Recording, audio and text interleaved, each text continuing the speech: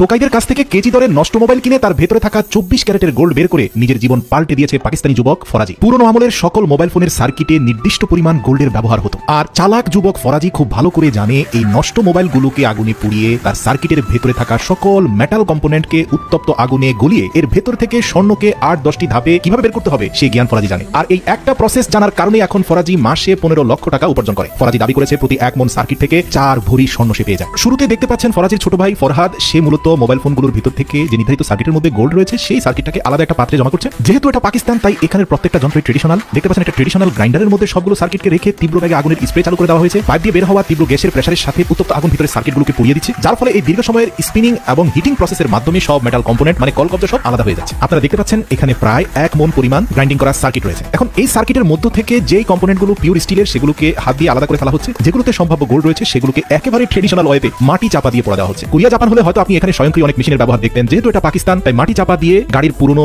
Mobil ছিটিয়ে সেখানে আগুন ধরিয়ে দেওয়া হলো। প্রাথমিক আগুনে পুড়ে যাওয়া সার্কিটগুলোকে একেবারে মিহি করে ফেলার জন্য আরেকটা ট্রেডিশনাল গ্রাইন্ডারের মধ্যে সংযুক্ত করা হলো, যেটা স্বয়ংক্রিয়ভাবে চালিত হয়ে কয়েক মিনিটের মধ্যে সবগুলো সার্কিটকে একেবারে পাউডারে রূপান্তর করে ফেলেছে। এই পাউডারের সাথে যুক্ত করা হবে একটা নির্ধারিত রাসায়নিক উপাদান যা দেখতে অনেকটা লবণের মতো। ব্যাস এগুলোকে খুব ভালোভাবে মিশিয়ে বস্তার মধ্যে ঢুকিয়ে একটা উত্তপ্ত আগুনের হফারের ভিতরে এই গুঁড়োগুলোকে রাখা হবে। এর সাথে যুক্ত করা হবে পাথুরে কয়লা। সর্বশেষ ঢাকনা দিয়ে স্বয়ংক্রিয় হপার মেশিনটা চালু দেওয়া হবে, যার ঘূর্ণয়নের ফলে তীব্র বাতাসের বেগ এবং জ্বলন্ত পাথুরে কয়লা মিলেমিশে এখানকার তাপমাত্রা অত্যাধিক মাত্রায় বেড়ে যায়, যার ফলে এই হপারের ভিতরে থাকা সব উপাদান একদম পানির মতো গলে যায়। 7-8 ঘন্টার দীর্ঘ কুকিং এর পরে এগুলোকে একটা আয়রন ডিভাইসের মাধ্যমে বের করা হয়। আপনারা দেখতে পাচ্ছেন কি পরিমাণ উত্তপ্ত হয়ে আছে। ব্যাস এগুলোকে এবার মাটির মধ্যে ঢেলে এর উপরে থাকা কালো ময়লা আবর্জনাগুলো যখন ভেসে উঠবে ধাপে ধাপে সেগুলোকে উঠিয়ে ফেলা হবে। আপনারা দেখতে পাচ্ছেন যে একটা লোহার রড দিয়ে টেনে ময়লাগুলোকে ফেলে দেওয়া হচ্ছে। আর আপনারা জানেন মেটালের সাথে অন্যান্য উপাদান সহ সব যখন গলিয়ে ফেলা হয় মেটাল কম্পোনেন্ট নিচে পড়ে যায় আর ময়লা আবর্জনাগুলো উপরে ভেসে আসে। তো যাই হোক, পানি ছিটিয়ে বেশ কয়েকটি ধাপের পরে একটা শক্তপোক্ত ধাতব উপাদান পাওয়া গেল যা সার্কিট থেকে বের হয়েছে। প্রিয় দর্শক, মনে রাখতে হবে এর ভিতরে কিন্তু গোল্ডের উপাদান রয়েছে। এবার লোহার কড়াইয়ের মতো বেঁচে থাকা এই লৌহ দণ্ডটাকে আবারও ট্রেডিশনাল ওয়েতে কয়লা ছিটিয়ে আগুন ধরিয়ে হোপারের মাধ্যমে তীব্র বাতাসের প্রবাহ সৃষ্টি করে এটাকে চতুর্থ ধাপের মতো আবারও গলানো হয়েছে। আর একজন ব্যক্তি দূর থেকে